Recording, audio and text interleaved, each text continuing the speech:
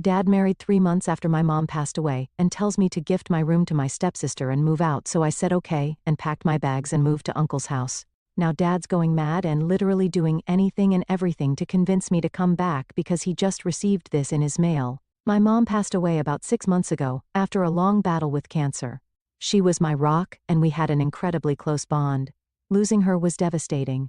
I'm 19 and up until recently I had been living with my dad, who until this happened was my other rock, my source of stability. My parents' marriage wasn't perfect, but it was functional enough that I thought they were happy. Losing my mom made our little family seem so much smaller, and for a while it was just Dad and me figuring out life. Then, 3 months after Mom's death, my dad dropped a bombshell. He was getting remarried. I was stunned. It felt like the ground had shifted beneath me. To me it seemed like he was rushing things. I mean, just a few months ago we were grieving together and now he was ready to move on? He claimed that this woman, let's call her Jane, had been an old friend, someone he had reconnected with shortly after Mom got sick. I wanted to be open-minded. I understood that everyone grieves differently, and maybe this was his way of coping, but deep down it felt wrong. It felt like he was disrespecting my mom's memory by jumping into a new relationship so quickly.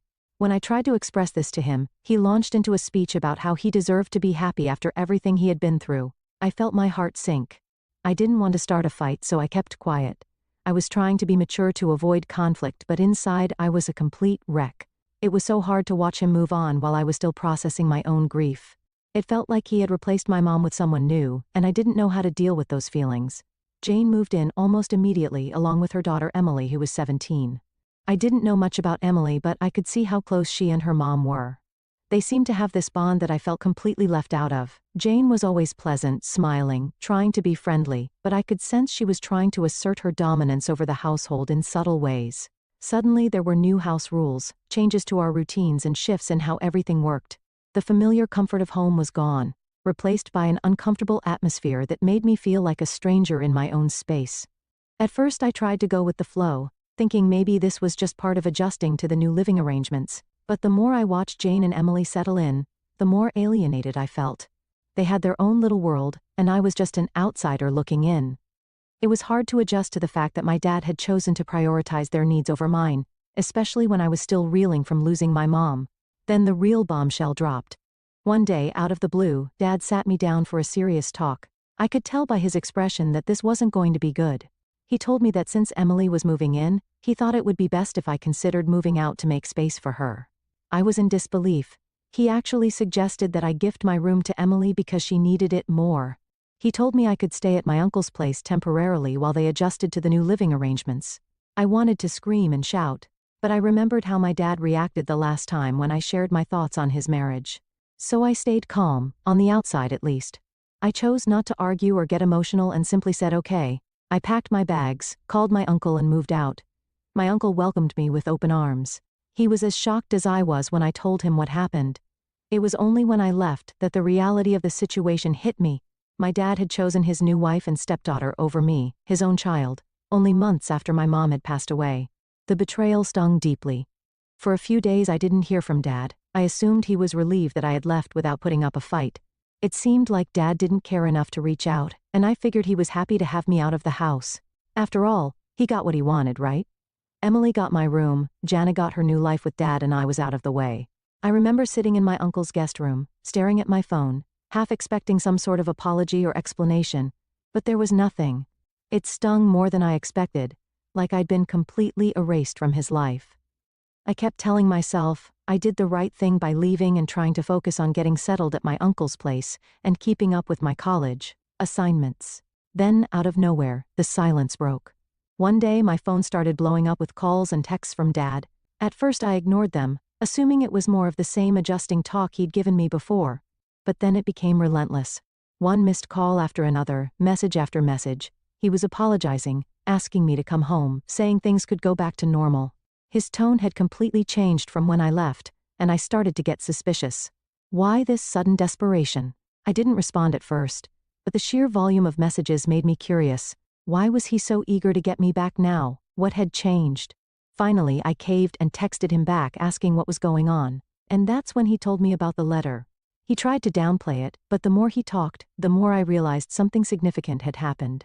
He mentioned receiving an official letter from my mom's estate attorney. which didn't make much sense to me at first. I knew my mom had a will. She had mentioned it in passing when she was sick, but I hadn't thought much about the details. Apparently, this letter was a big deal. My dad explained in a roundabout way that my mom's will had been finalized, and according to the will, my mom had left her share of the house to me. That means my dad and I are now co-owners of the house, me owning half, and him the other half. So while Dad still has his share, he can't sell the house or make any major changes to it without my consent. I guess I had assumed everything would go to Dad, given that they were married, but she had made sure I was taken care of, and it hit me hard just how much thought she had put into it. Even though I wasn't 21 yet, being 19 meant I had a legal stake in the house. I hadn't realized how significant that was until Dad started explaining that he couldn't make any major decisions about the property without my consent. This news completely shifted the dynamic. Now that Dad and Jane know they need me to stay in control of the house, they've been spamming me with calls and texts non-stop. It's not just them either. They've roped in the rest of the family. I'm getting messages from aunts, uncles, and cousins, all saying I need to be the bigger person and go back home for the sake of family harmony. It's overwhelming. I'm a full-time college student, and I already have so much on my plate with classes, assignments, and trying to balance a part-time job. The worst part is how Jane has started messaging me too, acting all nice and trying to guilt me into returning. She's offered to let me share the room with Emily now, as if that's supposed to make up for everything. It feels so disingenuous, like they're just trying to smooth things over because they realize they've lost control of the situation. They didn't care about my feelings until they realized they needed me, and now they're trying to act like we're all one big happy family. Frankly, it's a lot to deal with. I didn't ask for any of this, and all I really wanted was some time to grieve and process everything after losing my mom. I'm stuck in this mess, feeling like I have to fight just to hold on to what my mom wanted me to have. Now, I don't know what to do. The house is legally half mine, but I'm not sure if I want to go back. Update 1.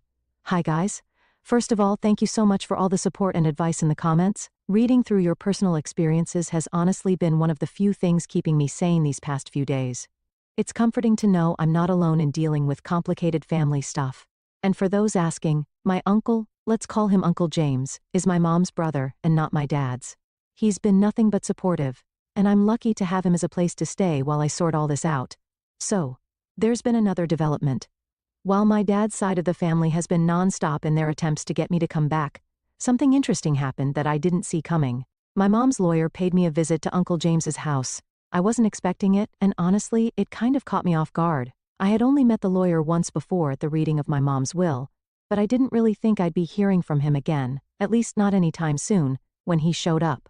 My first thought was that something had gone wrong with the house or my legal rights over it, but it turned out to be something completely different.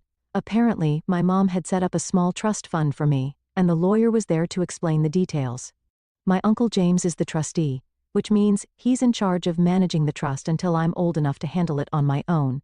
The trust isn't anything huge, just a small amount of money that my mom had set aside for emergencies or for my future needs. I guess she wanted to make sure I had something to fall back on, even if things got complicated with Dad and the house. The thing is, I'm not sure if my dad even knows about this trust. Mom must have set it up quietly, and since Uncle James is the trustee, it's possible Dad wasn't aware of it at all.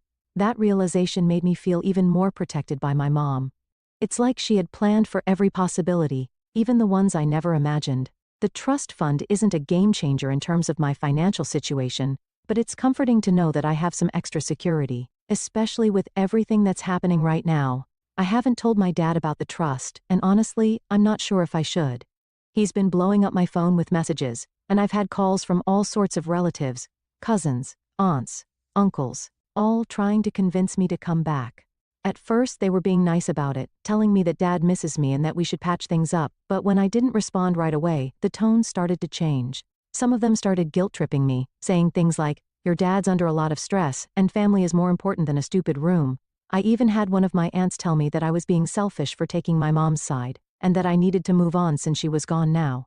It's been overwhelming to say the least, but here's the kicker. While all this was going on, Uncle James told me that Dad had been trying to reach out to him too. Apparently, Dad called him and tried to act like everything was fine, asking if I was doing okay, and if Uncle James could convince me to come back home. James said it was the most awkward conversation he'd ever had. Dad was trying to play the concerned parent, but Uncle James wasn't buying it. He knows how Dad has treated me. and he made it clear to Dad that I was welcome to stay with him for as long as I needed. It's pretty clear that my dad's side of the family is all on his team. They're trying to wear me down, and I have a feeling it's not just about wanting me back for family reasons. It's about control, just like with the house. I've been thinking a lot about whether Dad knows about the trust, or if he's just focused on the house for now. Part of me wonders if the trust would complicate things even more if he found out. Right now he's trying to guilt me into coming back, but if he knew about the extra money Mom left me, would that change his tactics?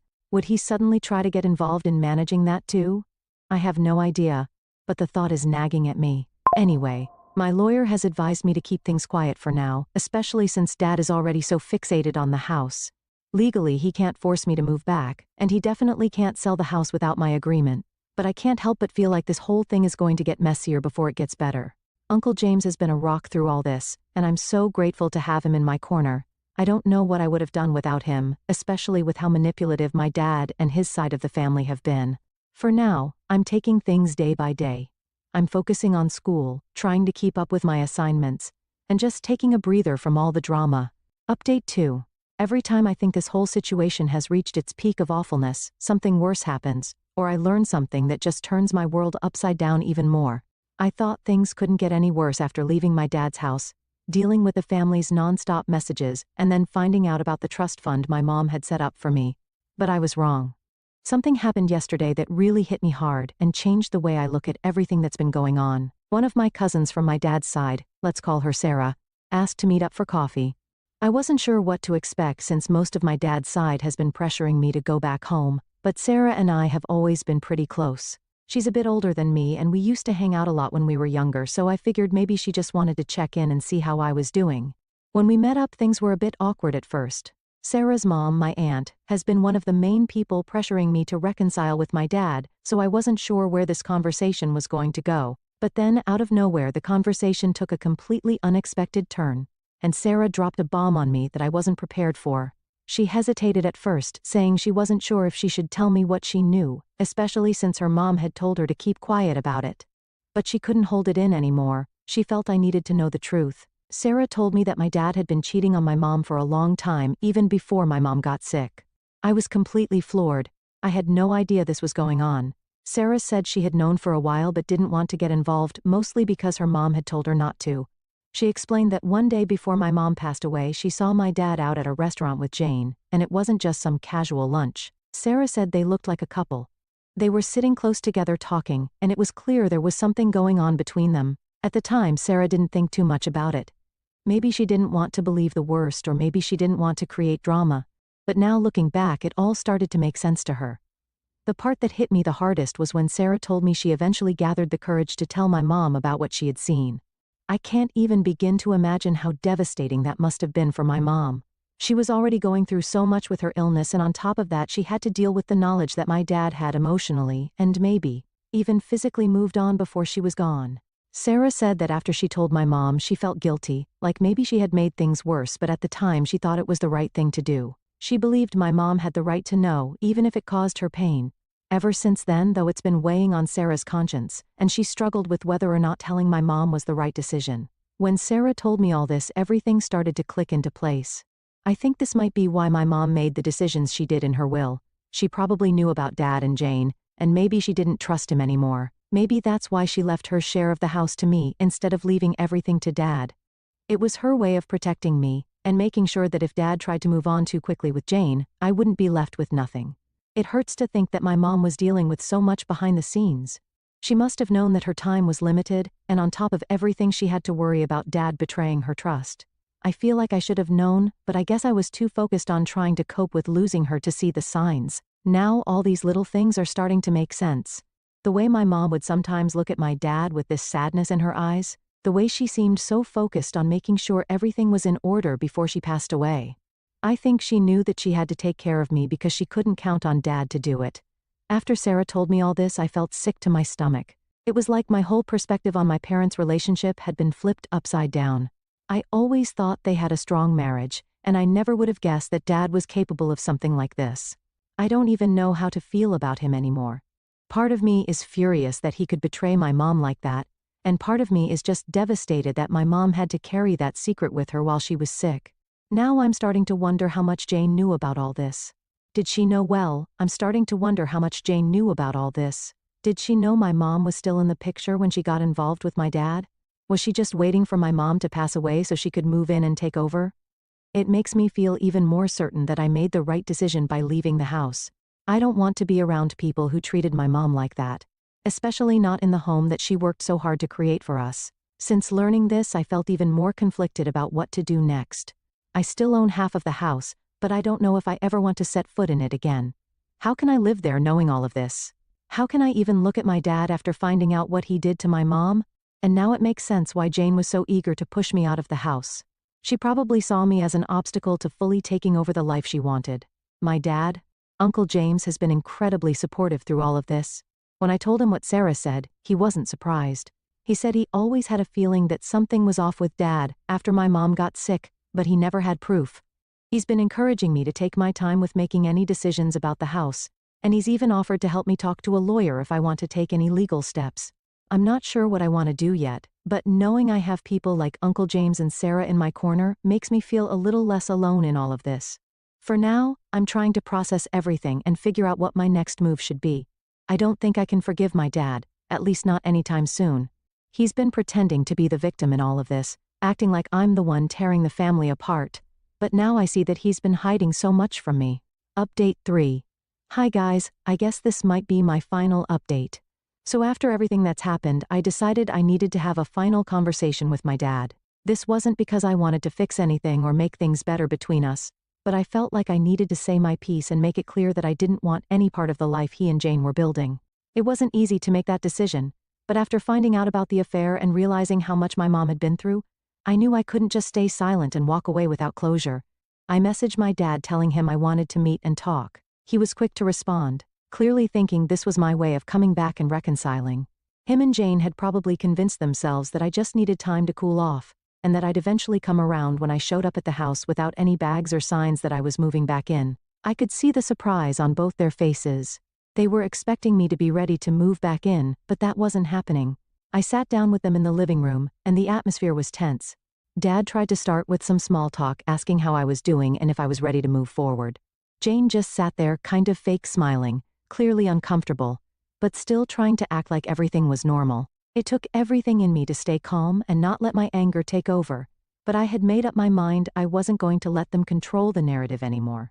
I told Dad straight up that I knew about the affair, that I knew he had been with Jane while Mom was still alive, and that someone had confirmed that for me. I didn't want to bring my cousin Sarah into this matter because her mom wouldn't have liked that at all.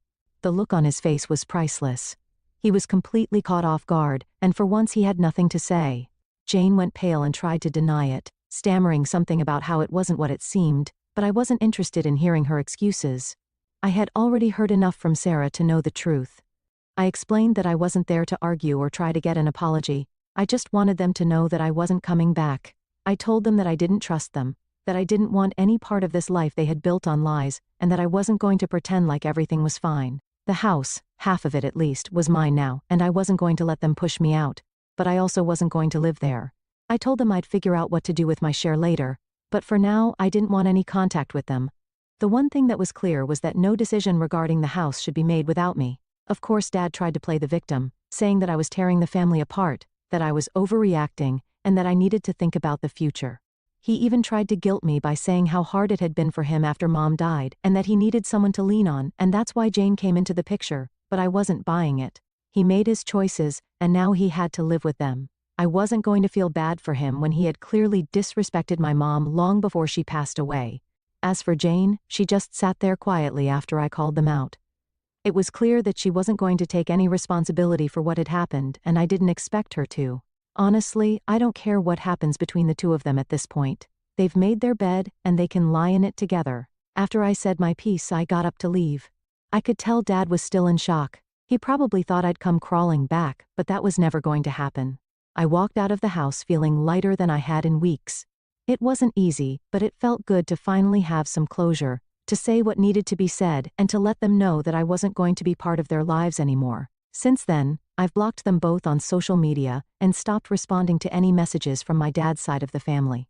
It's been quiet for the most part, although I've heard from Sarah that Dad's been telling people I'm the one who's acting out and being unreasonable. But honestly, I don't care. People will believe what they want, and I'm done trying to explain myself to anyone. As for the house, I haven't made any final decisions yet. My lawyer and Uncle James are helping me figure out the best way to handle it, but I've been thinking about either selling my share or renting it out. I don't want to be tied to that house anymore, but I also don't want to give Dad and Jane any easy wins. If they want to stay there, they'll have to deal with the fact that I still have control over part of it, and I'm not going to let them make any big changes without my approval. In the end, I think this whole situation was a wake-up call for me. I've learned that sometimes the people you trust the most can let you down in ways you never expected, but I've also learned that I'm stronger than I thought. I've made it through this mess with my head held high, and I'm ready to move forward on my own terms. As for Dad and Jane, well, I guess they got what they wanted, but in the end, they've lost something too. Me. And maybe in time they'll realize that some things can't be undone. Karma has a way of catching up with people, and while I'm done with them, I can't help but feel like they'll eventually have to face the consequences of their actions. For now, I'm focusing on myself, my future, and the people who have truly been there for me through all of this. I'm not looking back. I just want to take a moment to thank all of you for your support, advice, and kind words.